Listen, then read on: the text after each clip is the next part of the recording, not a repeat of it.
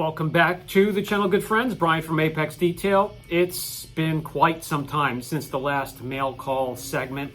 That's where I'll take questions from social media, Facebook, Instagram, the YouTube channel, our Facebook group, the Apex Detail Support Group. By the way, just a quick sidebar, the Apex Detail Support Group is a great way to meet other detailers, from just starting out to professionals, to share your work, ask questions, and just get overall support from the industry.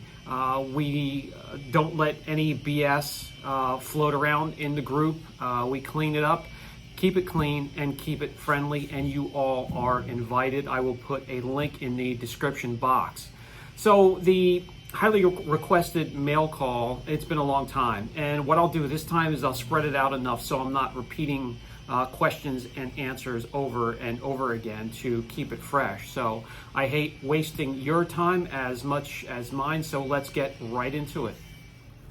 Okay, let's get to the first question, and again, these were randomly pulled from all of our social media sites.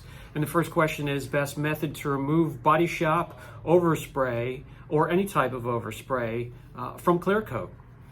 You can go about that many ways. The clay bar is the first thing I'm going to reach for. It's safe for most hard surfaces. You can also then, if it's on other materials, go for the chemical decon or removal of overspray. On hard surfaces, the first thing I'll try is a clay bar.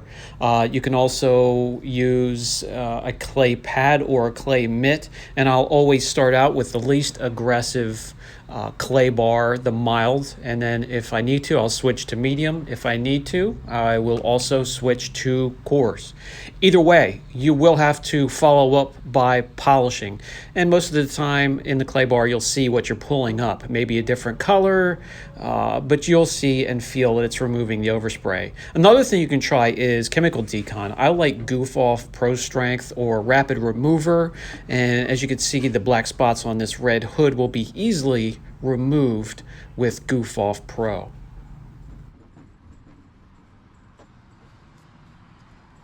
When it comes to the other materials, such as trim, maybe plastic trim, that's in a trial by error basis.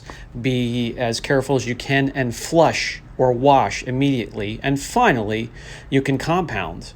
Well, if you try the first two, you're probably going to end up using this step anyways with at least a finishing polish or a cleaner polish, because it will probably leave some light marring behind. Just polish them out. Some overspray you can also compound off if needed.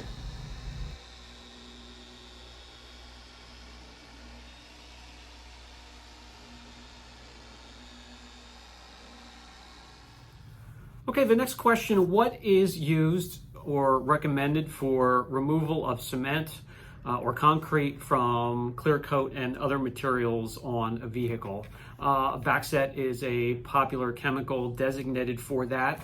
Anything that's acidic, vinegar, lemon juice, lime juice that you can let it soak for quite some time and start to break it down. Calcium deposit products, also a great option. Let's get into a few on the test panel. Backset you could find Home Depot, Lowe's. There's 3D gel eraser, vinegar, lime, lemon juice, which is acidic. Anything like that would work. Okay, the third question. Enhancements, one-steps, all-in-ones. Can paint correction be done by hand? It absolutely can. It can take forever depending on what you're going after, but you'd be surprised how you can turn a car around if you have said time to really improve its looks and do some correction. It all depends on how you go about it as well. I set up a test panel. Let's head out there and demonstrate a bit. On the test panel here is a 3 or 4 inch thin strip that has been scuffed up with 2500 grit.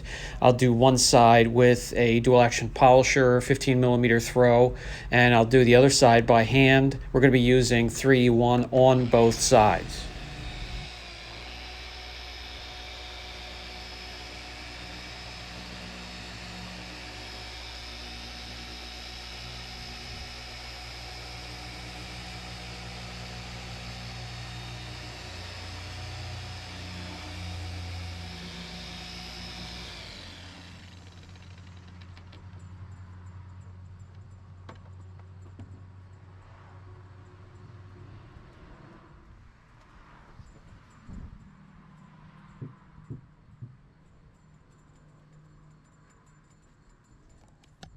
So quick and effortless. You can go out to just about any Pep Boys or car parts store or warehouse and pick an entry level polisher up. Even something with an 8mm throw is going to be a lot quicker than doing it by hand. However, it can be done.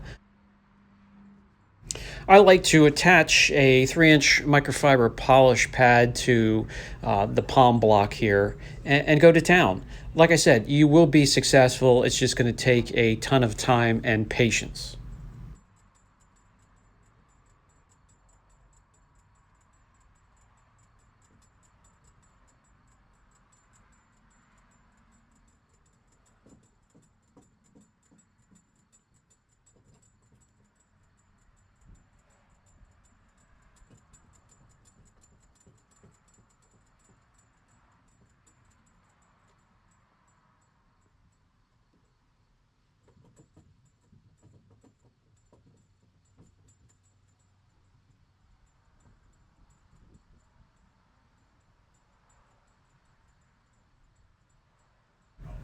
And there you go. If you need to rinse and repeat, so to speak, you can do so, or you may have to do so, but it can look just as good as the other side. That has been done with a polisher. Hope that helps. Okay, the fourth question, is it okay to remove orange peel texture from factory clear coat? We don't do it, and I don't recommend it at all. I know some will show up down in the comment sections that do it all the time. Fine, not us. There's not enough clear there, especially as you get into newer and newer cars that leave us less and less clear. By the time you get the orange peel effect, which is made to be there to begin with, guys, perfectly flat and glass flat, you have removed too much clear coat. Now, if you have a custom clear coat with extra layers, go for it by all means.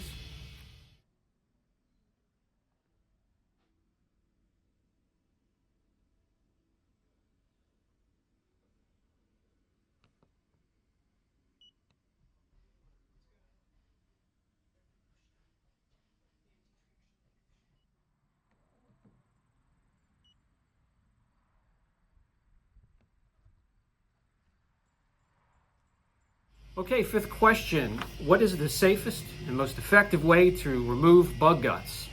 Well, let me say this.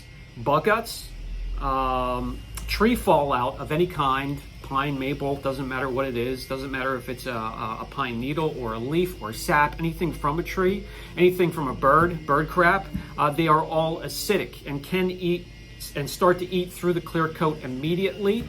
Within an hour of the sun coming out, it can burn through the clear coat, depending on if it's very soft clear coat. And I've seen it burn through the clear, the base coat, the primer, down into the metal, plastic, or rubber itself. The best thing to do is rinse it any way you can at home with a hose, your pressure washer, electric would be best, or stop in at a coin-operated car wash and just blow that off of there. And you can dry it later. The safest thing to do is just get it off as soon as possible. Here are some other things you can do.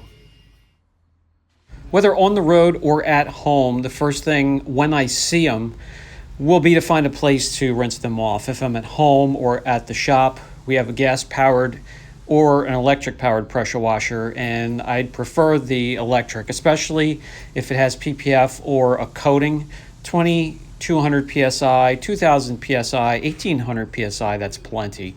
And there are many out there, but this bug and tar remover is a gel. It works perfectly fine. It's sold over the counter just about anywhere, so it's you know it's not going to be extremely powerful, but it does get the job done.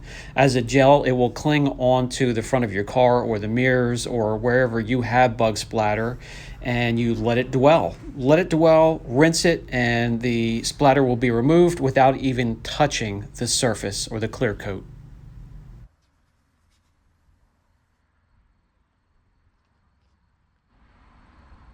With this particular product, let it dwell 3 to 5 minutes, and I try to do it in the shade or a nice cool area.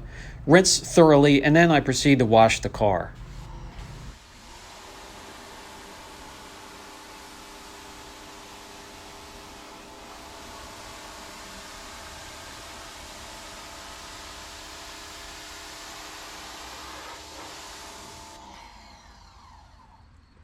All right, the sixth question is more of a business question. When starting out, what is the best way to relay or explain the services that you offer? Well, let me give you a quick tip. The best thing to do, because you can talk all day, and with some potential clients, the information will go in one ear, out the other. It's best to make a visual. It will burn into that client or potential client's memory a lot better doing a video. Start a YouTube channel. Don't worry about subscriptions and views. Just use it as a tool. Get as much footage as you can doing the best work that you offer and get it on the channel. Get the link, which you can copy from YouTube, and send it through emails or phone to your potential clients so they can view that and see what you do. That is a much better tool than any ad you can put on Facebook or Instagram. Besides YouTube, make videos, short ones, for Facebook and Instagram, and especially your website. Hope that helps. Okay, let's get to the last question of today's segment. I'm thinking about getting another polisher, and I'm thinking of a 21 millimeter over a 15. What would be the advantages? Well, the obvious advantage is you're going to get done quicker, and you're going to have more power from the polisher to the surface of the pad. The oscillation is going to be a lot further. They all have rotation and oscillation, but that oscillation is the reach from one side of the throw to the other. Let's go out to a test panel so I can show you exactly what I mean.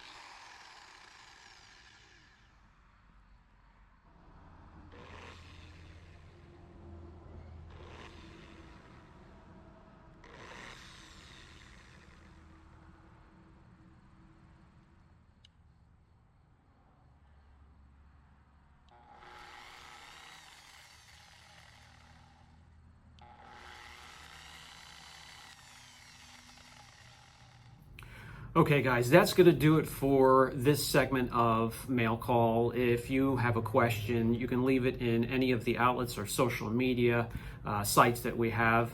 The best thing to do is to bring your questions to the Facebook group. And again, I'll put that link down below, and we will help you out, support you, and we'd be happy to see your work. This has been Brian from Apex Detail, and I'll catch you in the next video.